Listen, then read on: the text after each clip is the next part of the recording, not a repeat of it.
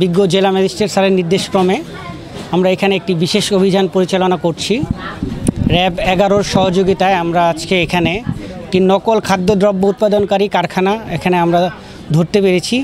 তো এখানে এসে আমরা দেখতে পাই যে বিভিন্ন ধরনের সস, সয়া সস আছে, বারবিকিউ সস, ওয়েস্টার সস, এছাড়া আরও অনেক ধরনের সস যেগুলোতে মানুষের জীবন বিপন্নকারী কেমিক্যালস এবং রং মেশানো হচ্ছিল এবং এই কারখানার কোনো নিবন্ধনও নেই এবং অবৈধ প্রক্রিয়ায় এই সসগুলো উৎপাদন করা হচ্ছিল। সামগ্রিকভাবে এই সসগুলো বা এই খাদ্যদ্রব্যগুলো যেগুলো উৎপাদন করা হচ্ছিল সেগুলো আমাদের নারায়ণগঞ্জে দুটি বড় বাজার কালীবাজার এবং ডিগু বাজারে সরবরাহ করা হচ্ছিল। ফলে বিপুল মানুষের কাছে এটি চলে যাচ্ছিল, যা মানুষের জীবন ও স্বাস্থ্যের জন্য হুমকিস্বরূপ।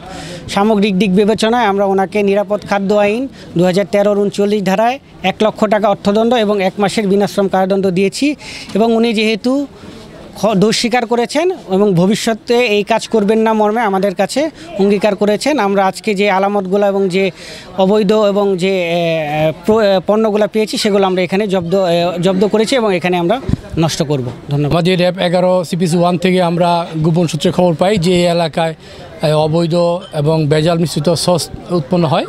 তা আমরা কয়েকদিন গোপন নজরদারি করার পরে আমরা আজকে এটা আবিষ্কার করি এবং আমাদের জেলা প্রশাসকের ম্যাজিস্ট্রেট মহোদয় এবং ভোক্তা অধিকারের অফিসার আছেন এবং এদেরকে আমরা এখানে 5 ড্রাম ভর্তি সস, যেই সসগুলো রং দিয়ে তৈরি করা হয়, যেখানে কোনো টমেটো নেই এবং সয়া সস, ওয়েস্টার সস এবং তার প্রত্যেকটা লেবেল চাইনিজ লেখা এবং ইংলিশে লেখা।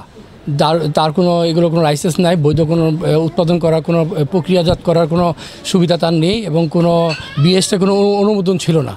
এই জন্য ওনাকে 1 লক্ষ টাকা জরিমানা করা হয়েছে এবং 1 মাসের বিনাশ্রম কারাদণ্ড দেওয়া হয়েছে।